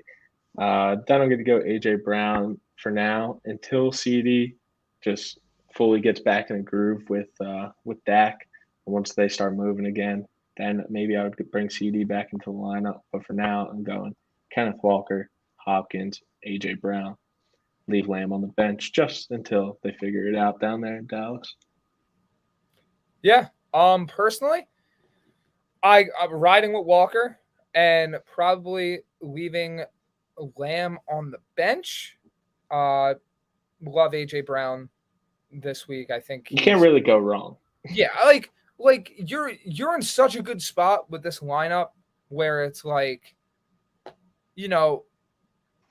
I wish I was able to say, I can sit CD Lamb in a line. Like that's you're in such a good spot right now. I'd love to hear what your record is. Yeah, you can't go wrong. Really just trust your gut. That's your team. You got these guys for a reason. But yeah, cannot go wrong. Yeah, exactly. And then, Austin, I'll let you take this next one. Nick says, I'm picking Hubbard up over Foreman and Edwards. Am I crazy? Maybe. Hubbard got a little banged up the other day, and we saw Foreman just get more work, and he actually did really well with that work. And then I'll toss it over to you, actually, for the Edwards side of it, since you have him. I have Foreman. Brandon's got Edmonds. Or Edwards, my bad. So I'll be honest. I don't know if you're necessarily crazy, because the Carolina backfield, I feel like it's a dice roll, but both guys are going to be involved. Gus, he's going to have the backfield hold for, a little bit, and I think he takes it over for the entire year. But, you still got Kenny Drake. You got JK coming back maybe at some point. If he doesn't come back, that changes everything for me. Personally, I'm looking at this, and I probably would value Gus number one, but I really like Hubbard's opportunity. He looked good against a Tampa defense that is normally pretty good. They're going to rely heavily on the run game. So, no, I don't think you're crazy. I really don't think you can go wrong with either of those guys. Yeah, all three pretty much kind of up in the air at the moment. Just have to see what happens going forward. Yeah, absolutely. It is now time to move on to hockey and basketball. Just disclaimer, as the show goes on, as we progress throughout the year, basketball and hockey are going to be up further in the show. Baseball will probably be more towards the back with the off-season type stuff. And hockey and basketball are just getting started, such long seasons where can't really get a grip on the full impact of what these teams are doing just yet. So don't worry, we're going to have a lot more hockey and basketball talk coming up that isn't just going to be at the end of the shows. Yeah, early into the year, season just started, slowly going to grow, and we're going to learn more about these teams as it goes on. Exactly. So who we start with? Do you want to start with Islanders or Rangers? Start with the Rangers. Sounds good. Why don't you kick us off? Let's do it. The Rangers so far started the season 3-2-1. Their offense has kind of started to struggle a little bit in the past two games. Nothing to be really too worried about at all. I would say some struggling or a little weak goalie play, especially from Halleck. Last night, 21 shots against them, 5 goals let in. Just not a very great night versus a team that Rangers fans are probably going into this one thinking that they're going to beat pretty handily. And then the other night versus Sharks in overtime, just again, only scoring 2 goals on the Sharks, giving them their first win of the year. Just not something you love to see. Definitely not worried at all tonight, actually. Big test to play the Avs. If they can win this one, it's going to be a big boost because your offense is going to have to score because the Avs can score with anyone. So your offense is going to have to show up, and Igor, I assume, will be in net with the off days. So he's going to have to show up as well. There's going to be a lot of shots on both sides. It's going to be actually a great game. I'm excited to see it.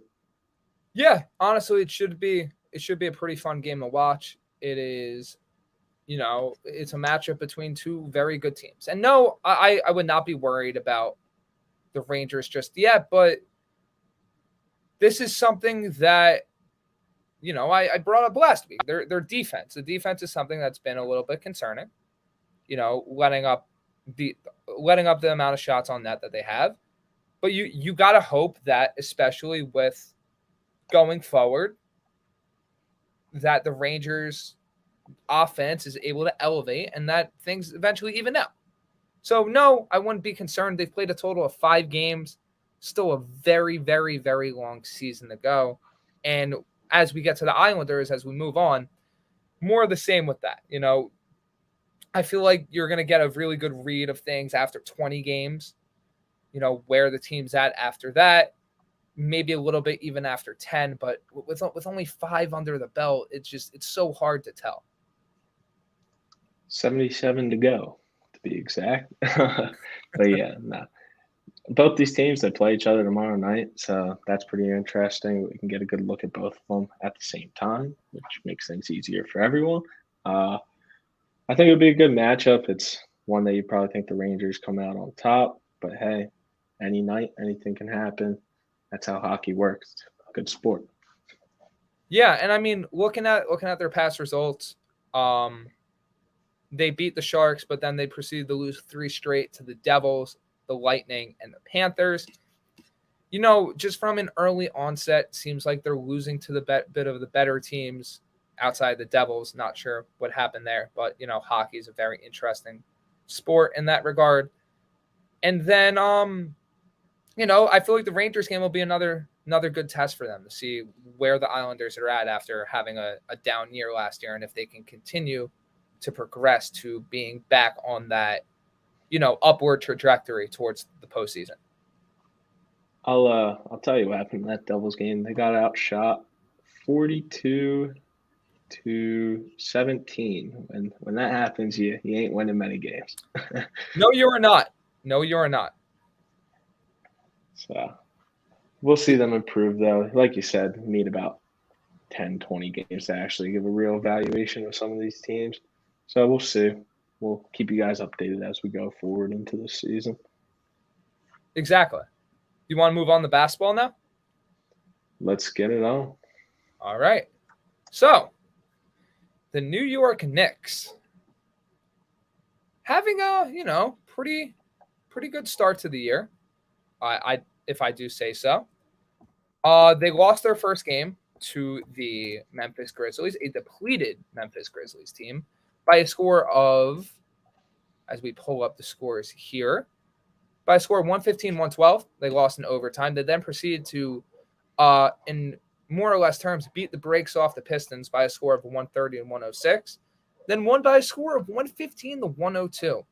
They play the Charlotte Hornets tomorrow night, which is honestly a very, very, very important game for them, because if we look at their schedule, the Knicks in consecutive games then play the Bucks, the Cavs, the Hawks, the Sixers, the Celtics, the Timberwolves, and the Nets. So, to start it off here, you know, the next game is so important because you're going on a stretch that will prove whether at this point in the year you are ready to compete in the East or you're still far away from competing in the East. Because those are the upper echelon teams. Those are the teams you're chasing. Those are the teams that will be in the playoffs, most likely. Sixers, not sure what's going on there. It's still early, though. And like I said with the Sixers, you know, it's early in the season. It's, you know, it's very early to give a complete, like, justification, assertion on what the Knicks are, how their players are. But the one guy that stood out to me a lot has been Cam Reddish.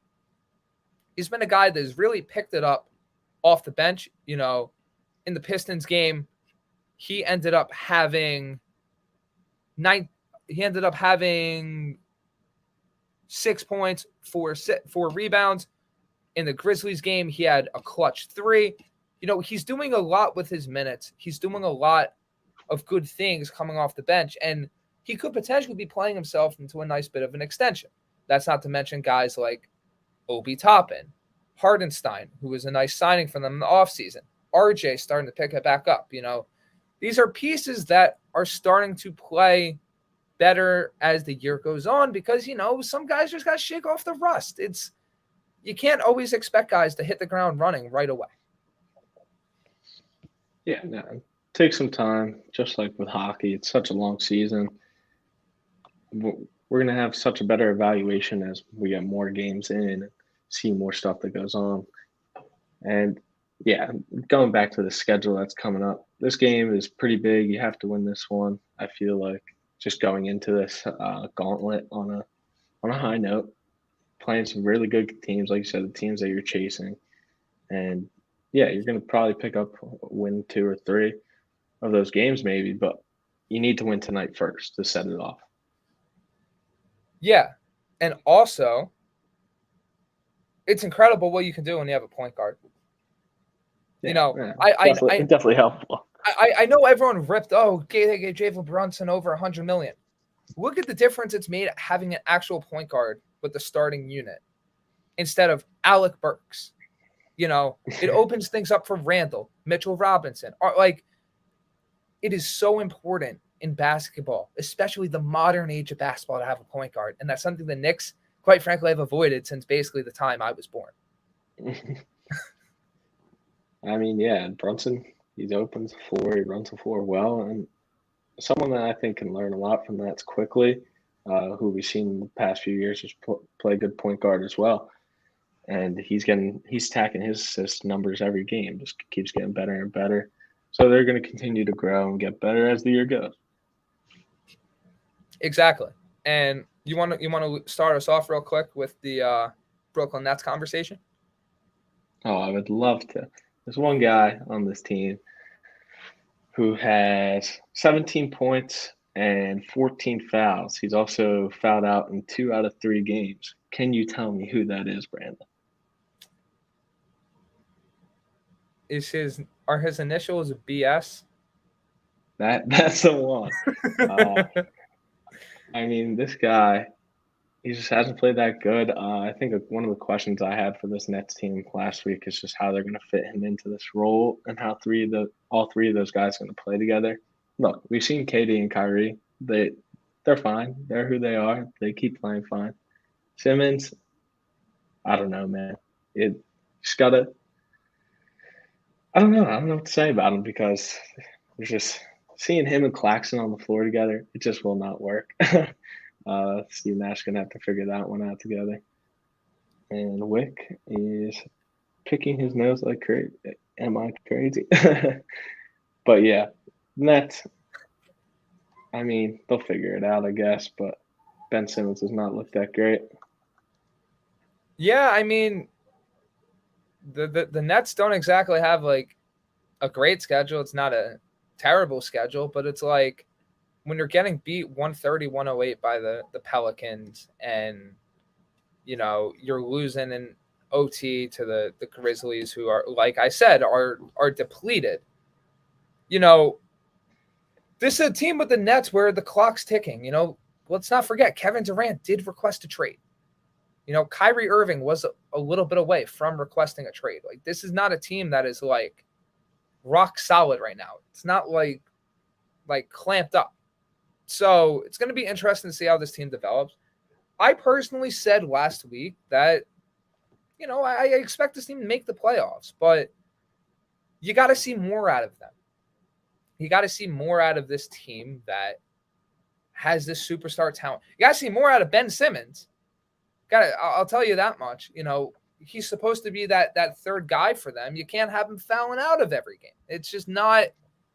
It's not conducive, and it's so important to be on the floor and be playing because he hasn't played in so long. Ties back to like football. Perfect example, Le'Veon Bell.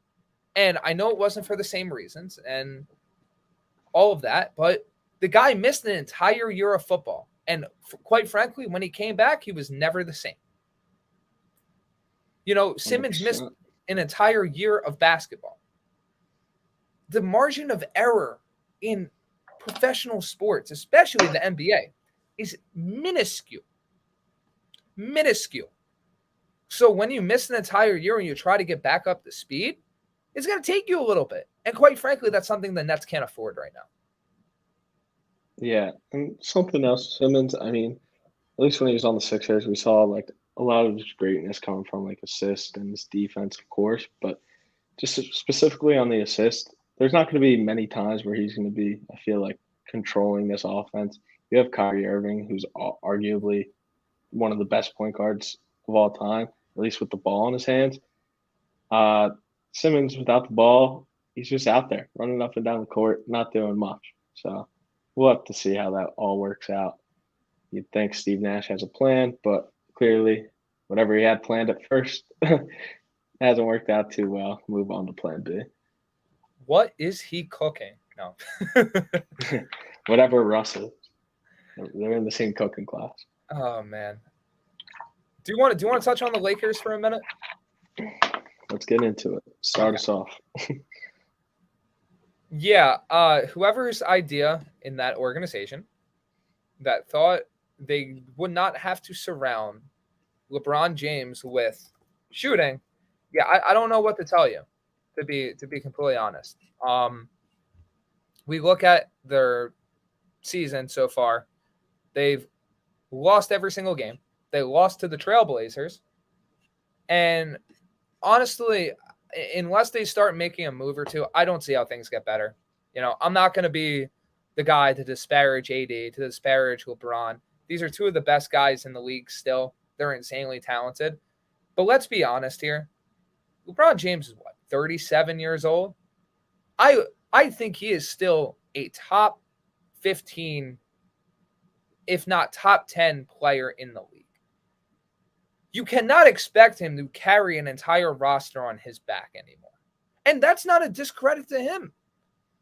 But when the roster is as, let's face it, bad as it is, I don't know what else there is to do. And that's an indictment on the Lakers. That's an indictment on their roster building. You know? It's not looking good. It's not looking good. Yeah, just Russ on this team. It just does not work at all. Yeah, Wick, you're exactly right. It is like watching a retirement home because they're just not playing good basketball at all. At least when like it's just not in LeBron's hands. Like I don't know if you saw it the other night. There was like 30 seconds left in the game, and Russ just took a mid-range jumper that absolutely bricked, and AD and LeBron are just like, dude, what are you doing? Like, I don't know what the heck is going on over there in LA, but they better figure it out fast or it's just slowly going to crumble away. Yeah, so that wraps up our NBA talk, and that brings us to the last segment of the show. You know, the look ahead / hot take. So we touched on a few in the beginning of the show. I specifically mentioned that if the Lions continue the way they are, I think Dan Campbell is gone at the end of the year. Austin, at the beginning of the show, said that if the Broncos continue the way that they are, that Hackett will be gone at the end of the year. So to wrap up our show, Austin, you got any thoughts on the week coming up and any takes that you're expecting to see? I do. I've done a similar take once in the past, and it turned out to be true. The last time the Eagles started off 6-0, they suffered their first loss to the Pittsburgh Steelers and rookie quarterback QB Ben Roethlisberger. This week, Pittsburgh Steelers head into Philadelphia, into the lake. The Pittsburgh Steelers and Kenny Pickett, rookie quarterback, will give the Eagles their first loss in their own home this week. Score, don't ask me, but the Steelers will come out on top. And to add on to it, I don't think the Steelers have went into the link and won since like the 60s.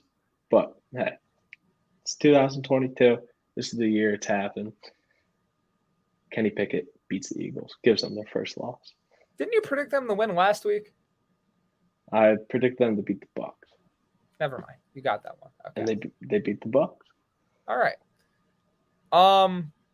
Looking at the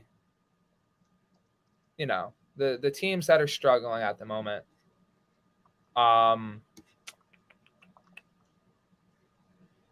I think that the Chargers offensive coordinator gets fired by midseason.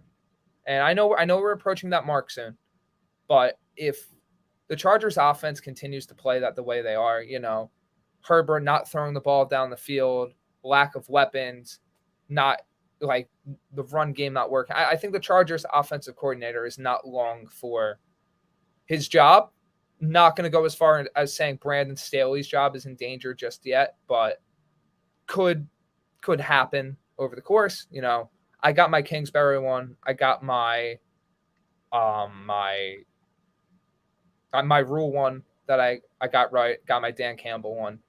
So this Joe Lombardi one, that is the offensive coordinator for the Chargers, that is the next one that I am hitching my wagon to, so to say.